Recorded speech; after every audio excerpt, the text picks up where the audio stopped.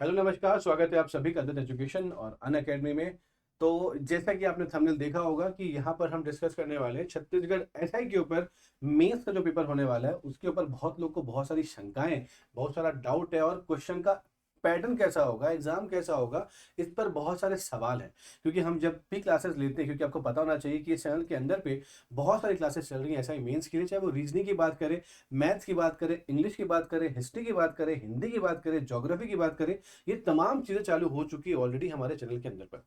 तो अगर आप अभी तक हमारे चैनल को सब्सक्राइब नहीं किए हैं तो फटाफट चैनल को सब्सक्राइब कर लीजिएगा और अपनी मेंस की तैयारी को और बेहतर कर सकते हैं हमारे साथ मिलकर। तो आज कोई अलग यहाँ वहाँ की बातें नहीं होंगी, कोई और तरह से कोई विशेष न्यूज पर या किसी और के कहने पर नहीं, बल्कि खास तौर से इस राज्य पत्र के आधार पर हम जानेंगे कि किस तरीके से आपका मेंस का पेपर होगा। क्योंकि अभी अभी आपने देखा कि कुछ ही समय पर आपको सिर्फ 2 हफ्ते का वक्त दिया, आपको एसआई का प्रीलिम्स का एग्जाम हो गया और मेंस भी बहुत जल्दी हो जाए क्योंकि रिजल्ट भी बहुत जल्दी लेकर आ चुका था। तो पहला सवाल, सबसे बड़ी शंका मन में यह है कि मेरा ये रैंक आया है और इस रैंक के आने पर क्या मेरा सिलेक्शन इस एग्जाम के लिए यानी कि अगले फेज के लिए यानी कि मेंस के लिए होगा कि नहीं होगा। तो उस सवाल का जवाब यह है कि आपकी पोस्ट टोटल है 975 यानी कि 975 पोस्ट है।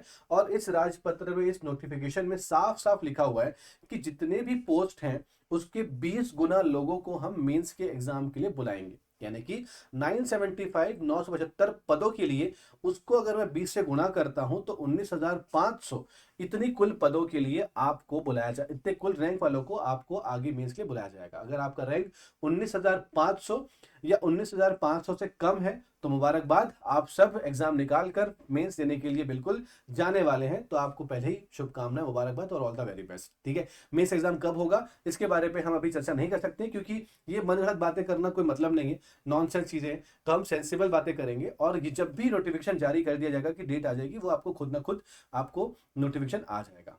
पहला पॉइंट, पहला मुद्दा ये। दूसरा कि मेंस का पेपर क्या ऑब्जेक्टिव बेसिस पे होगा कि सब्जेक्टिव बेसिस पे होगा। सबसे बड़ा सवाल दिमाग में ये घूम रहा है कि क्या होगा। तो पहली बात नोट कर लीजिएगा, जो पेपर होगा वो होगा आपका एमसीक्यू यानी कि मल्टीपल चॉइस क्वेश्चन, यानी कि विकल्प वाले सवाल आपसे किए जाएंगे, ऑब्जेक्टिव क्वेश्चन किए जाएंगे, कोई सब्जेक्टिव नहीं होगा, कोई प्रॉपर आंसर लिखना नहीं होगा। सिंपल सा पार्ट है, ये बात ध्यान रखिएगा। क्वेश्चन नंबर 2 जो सबसे ज्यादा दिमाग में घूमता है वो ये था, इसका हल मिल चुका है। क्या पेपर जो होगा वो ऑब्जेक्टिव होगा, 4 ऑप्शन दिए जाएंगे, एक सही होगा और वही आपको आगे ले जाएगा। ठीक है। पार्ट नंबर 3 कि सर, क्वेश्चन नंबर 3 ये कि क्वेश्चन का पेपर का पैटर्न कैसा हो जाएगा, क्या हमें सारे पेपर देने पड़ेंगे। तो यहां पर मैं आपको इस नोटिफिकेशन का इस्तेमाल करके मैं आपको बताऊंगा कि कौन कौन सी चीजें आपको कैसे कैसे देनी होंगी। तो बस ध्यान से सुनिएगा और किसी और से कोई सवाल करने की जरूरत नहीं है, मुझसे भी नहीं, क्योंकि अब आपको ये नोटिफिकेशन आपके पास में, आप इतने सक्षम है कि आप पढ़कर अपने तरफ से इसका जवाब हासिल कर सकते हैं। बट फिर भी मैं आप सबको इसका जवाब देने की कोशिश करता हूं। उम्मीद करूंगा कि आप इस चीज को समझ जाएंगे और समझ में आ जाएगा। पहला पार्ट हमने गुजार लिया यानी कि प्रीलिम्स वाला पार्ट हमारा हो चुका है। अब बात किसकी हो गई है, मेंस की बात हो रही है। सर तो मेंस की बात अगर आप कर रहे हैं तो ये रहा मेंस। ठीक है, तो मेंस का सबसे पहला पेपर जो आपको नजर आ रहा होगा वो क्या दिख रहा होगा, हिंदी और अंग्रेजी भाषा में दक्षता। मतलब ये है आपका पेपर नंबर 1 और ये अनिवार्य रूप से सबको देना है। आप भले कोई सी भी पोस्ट के लिए अप्लाई करे होंगे क्योंकि सबकी प्राथमिकताएं, जो प्रेफरेंसेस होते हैं वो अलग अलग होते हैं। ठीक है, जिसकी जो प्रेफरेंसेस होगी फर्क नहीं पड़ता, लेकिन आपको इस पेपर को देना होगा। और ये परीक्षा जो होगी ये 200 अंकों की होने वाली है। ठीक है, यहां पर 200 अंक होने वाले हैं, जिसमें से 125 अंक जो रहेंगे वो दिया जाएगा हिंदी के लिए ऊपर, और 75 मार्क्स जो होंगे वो आपके होंगे अंग्रेजी भाषा के ऊपर। ठीक है, अवधि जो रहेगी वो कब तक की रहेगी, तो 2 घंटे की अवधि रहेगी इन 200 अंकों के लिए। ठीक है, 200 अंक, 2 घंटे, और हिंदी और इंग्लिश दोनों में आपको ये पूछा, दोनों दोनों भाषाओं के लिए 125 नंबर का हिंदी और 75 नंबर का अंग्रेजी ये आपसे पूछा जाएगा। 2 घंटे, ये आप लिख लीजिएगा। ये परीक्षा जो रहेगी ये आपकी अनिवार्य रूप से आपको देना पड़ेगा, चाहे कोई से भी पोस्ट ले आप अप्लाई करें। पहला पॉइंट क्लियर। पेपर नंबर 2 की बात करते हैं, लिखित परीक्षा जो होने वाली, पेपर नंबर 2 की बात करेंगे तो ये है बेटा आपका सामान्य ज्ञान और सामान्य अध्ययन। ठीक है, सामान्य ज्ञान और सामान्य अध्ययन। तो ये होगा आपका जनरल नॉलेज और ये होगा आपका जनरल स्टडीज, दोनों चीजें होती हैं। ये पेपर जो रहेगा ये 200 अंकों का पेपर होगा और इसकी अवधि जो रहेगी वो 3 घंटे की होगी। और यह परीक्षा सभी अभ्यर्थियों के लिए क्या रहेगी, ये होगी अनिवार्य, ठीक है, ये हो जाएगी अनिवार्य सभी के लिए, मतलब सबको पेपर देना पड़ेगा। अगला पार्ट होगा, ये होगा आपका एप्टीट्यूड टेस्ट, ठीक है। ये परीक्षा जो रहेगी ये भी 200 अंकों की होगी तथा इसकी अवधि जो रहेगी वो 2 घंटे की होगी और ये परीक्षा सभी अभ्यर्थियों के लिए क्या रहेगी, अनिवार्य होगी, ठीक है। ये भी आपके लिए कंपलसरी होगी। तो आप कोई सा भी पोस्ट अप्लाई करिएगा, आपको ये तीनों टेस्ट देने पड़ेंगे, ठीक है।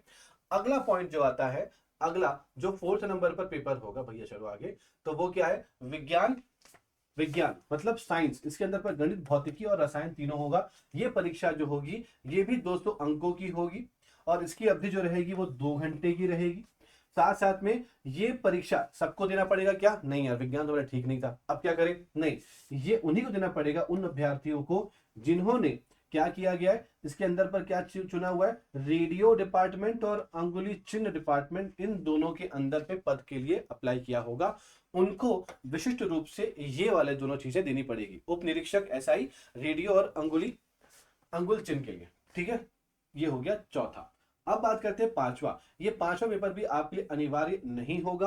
क्यों नहीं होगा भाई, क्योंकि कंप्यूटर विज्ञान की परीक्षा होगी और ये परीक्षा भी 200 अंकों की होगी, अवधि जो रहेगी वो 2 घंटे की होगी और यह परीक्षा केवल उन्हीं अभ्यर्थियों को देना है जो अनुसूची नंबर 3 में उप निरीक्षक यानी कि एसआई कंप्यूटर, उप निरीक्षक साइबर क्राइम के पद के लिए आवेदन किए होंगे। बाकी जो शुरू के 3 पेपर हैं वो सबके लिए अनिवार्य है, बाकी के 2 पेपर उन लोगों के लिए, पहला वाला मतलब ये वाला पेपर अंगुल चिन्ह और रेडियो एसआई के लिए, और ये वाला कंप्यूटर किसके लिए, साइबर क्राइम के लिए और एसआई कंप्यूटर के लिए अनिवार्य होगा, बाकी ये चीजें, ठीक है। तो ये 5 पेपर में से कौन कौन से पेपर आपको देना है, ये डिपेंड करता है कि आपने क्या चूज किया है और क्या नहीं चूज किया है, ठीक है। अगला बात करते हैं आगे।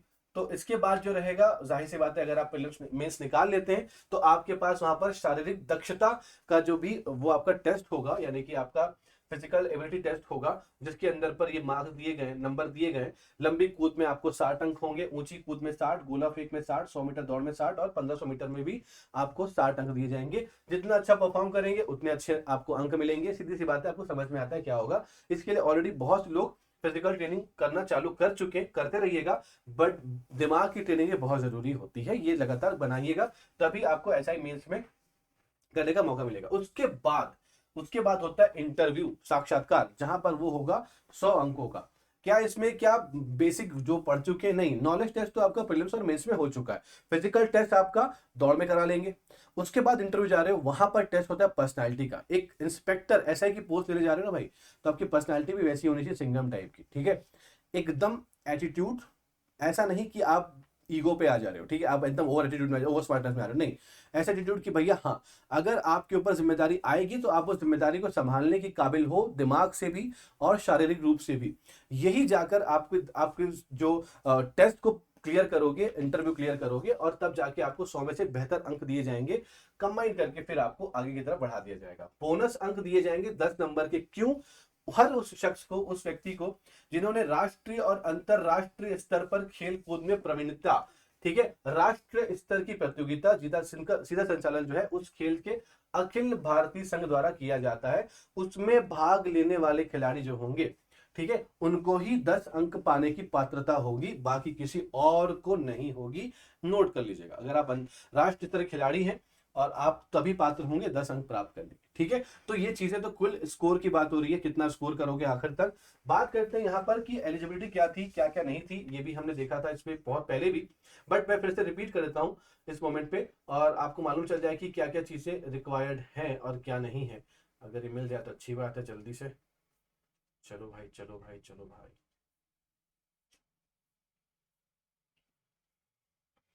तो मुझे उम्मीद है कि आपने जो पार्ट देखा था उसके लिए ये आपको क्लियर हो चुका होगा कि कौन कौन सा कैसे कैसे आपको मेंस देना होगा। बात करते हैं योग्यता, शैक्षणिक अर्हता की बात करेंगे, तो सूबेदार के लिए 21 वर्ष से लेकर 28 वर्ष, यानी न्यूनतम वर्ष 21 है और अधिकतम जो है वो 28 वर्ष है। किसी भी मान्यता प्राप्त विश्वविद्यालय से स्नातक उपाधि या उसके समकक्ष ये आपको प्राप्त करना होगा सूबेदार के लिए। उप निरीक्षक चाहे पुरुष हो या महिला हो, उन्हें भी 21 से 28, यानी कि 21 न्यूनतम, अधिकतम 28 वर्ष, किसी भी मान्यता प्राप्त विश्वविद्यालय से स्नातक उपाधि या उसके समकक्ष। उप निरीक्षक विशेष शाखा की बात करते हैं, स्पेशल ब्रांच की बात करते हो, तो वहां पर भी सेम चीज रहेगी एज में, और वहां पर भी आपको स्नातक चाहिए रहेगा, यानी कि शुरू के जो 3 टेस्ट थे ना, वो तीनों टेस्ट आपको देने पड़ेंगे। उप निरीक्षक रेडियो, जैसे मैंने बताया था कि आपको किसी भी मान्यता प्राप्त संस्था या विश्वविद्यालय से इलेक्ट्रॉनिक इलेक्ट्रिकल टेलीकम्युनिकेशन इंजीनियरिंग में 3 वर्ष का डिप्लोमा पाठ्यक्रम ये करना होना चाहिए। उप निरीक्षक अंगुल चिन्ह की बात करेंगे तो ये भी वो चौथे नंबर का पेपर था ना, वो इन दोनों के लिए, रेडियो और अंगुल चिन्ह के लिए। शासन द्वारा मान्यता प्राप्त किसी विश्वविद्यालय से गणित भौतिक और शास्त्र और रसायन शास्त्र के स्नातक उपाधि या उसके समकक्ष। अगला उप निरीक्षक प्रश्नाधीन दस्तावेज, क्वेश्चन लिखते थे ना बैठ के वर्दी पहन के, वो शासन द्वारा मान्यता प्राप्त विश्वविद्यालय से गणित भौतिक शास्त्र और रसायन शास्त्र में स्नातक उपाधि या उसके समकक्ष। अगला प्लाटून कमांडर, किसी भी मान्यता प्राप्त विश्वविद्यालय से स्नातक उपाधि या उसके समकक्ष। उप निरीक्षक कंप्यूटर, उप निरीक्षक साइबर क्राइम, ये जो 5वां पेपर था ना जहां पर आपको पूरा कंप्यूटर दिख रहा है, वो वाला पेपर के लिए ये लोग एलिजिबल होते हैं। बट उनके लिए क्या मान्यता होती है कि किसी मान्यता प्राप्त विश्वविद्यालय से कंप्यूटर एप्लीकेशन में बीसीए या बीएससी कंप्यूटर में स्नातक उपाधि या उसके समकक्ष हो चुके होंगे, तभी उनको इस पोस्ट के लिए अप्लाई करने का मौका मिलेगा, और तब जाके आप वो 5वें पेपर जो है वो दे पाएंगे। तो ये कुछ चीजें की योग्यता क्या क्या होती है। पहला, पेपर कैसा कैसा आएगा, पेपर का पैटर्न क्या होगा, ये कौन से पेपर अनिवार्य हैं और कौन से पेपर वैकल्पिक हैं ये भी बता दिया गया है। साथ साथ में कट ऑफ के हिसाब से बात कर ली गई है, और उसके अलावा कौन कौन से मार्क्स यहाँ पे जुड़ेंगे इसके बारे में चर्चा की गई है। मुझे अभी तक पूरी क्लासेस के अंदर पर इतने ही सवाल नजर आए थे सब बच्चों के, तो मुझे उम्मीद है कि शायद मैंने इन सवालों के जवाब देने पे मतलब मैंने पूरे जवाब दे चुके होंगे। अगर कुछ भी सवाल और होंगे तो इसी कमेंट सेक्शन पे कमेंट कर दीजिएगा, इस वीडियो कमेंट सेक्शन पे, क्योंकि कमेंट सेक्शन हमेशा ओपन रहता है। और भी कोई सवाल हो तो सवाल दे दीजिएगा नीचे। और भी अगर आप बताना चाहते हैं कि सर हमें ये सब्जेक्ट पे डाउट है, ये टॉपिक पे डाउट है, तो वो टॉपिक और वो सब्जेक्ट जो डाउट है आपको या पढ़ना चाहते हैं तो उसको भी कमेंट सेक्शन पर बता दीजिएगा। और ये वीडियो कैसा लगा इसके बारे में भी आप इस कमेंट सेक्शन पर कमेंट कर सकते हैं। अगर आपको कुछ और भी वीडियो, कोई इन्फॉर्मेटिव वीडियो चाहिए ऐसे ही किसी एग्जाम के लिए, तो आप हमसे बिल्कुल मुलाकात कर सकते हैं। हमसे कमेंट सेक्शन पर कमेंट करके आप हमसे कनेक्ट कर सकते हैं, कॉन्टेक्ट कर सकते हैं। तो मुझे लगता है मैंने अपनी तरफ से जस्टिस किया और ये टॉपिक पे जो डाउट थे बच्चों के मैंने बता दिया शॉर्ट में। तो आज के लिए इतना ही। वीडियो अच्छा लगा हो तो जरूर लाइक और शेयर कर दीजिएगा, और अगर चैनल पे नए हैं तो जरूर सब्सक्राइब करिएगा और हमारे साथ जुड़िएगा, क्योंकि एसआई मेंस की classes free of cost YouTube channel पे चालू हो चुकी है, और ये एग्जाम तक आपके साथ क्लासेस बने लगे रहेंगी। हम और आप लगातार पढ़ते रहेंगे और आपके एग्जाम निकालने की जिम्मेदारी हमारी है। तब तक हमारे साथ बने रहिएगा। आज के लिए इतने, थैंक यू सो मच, बहुत बहुत धन्यवाद आपका सुनने के लिए, शुक्रिया।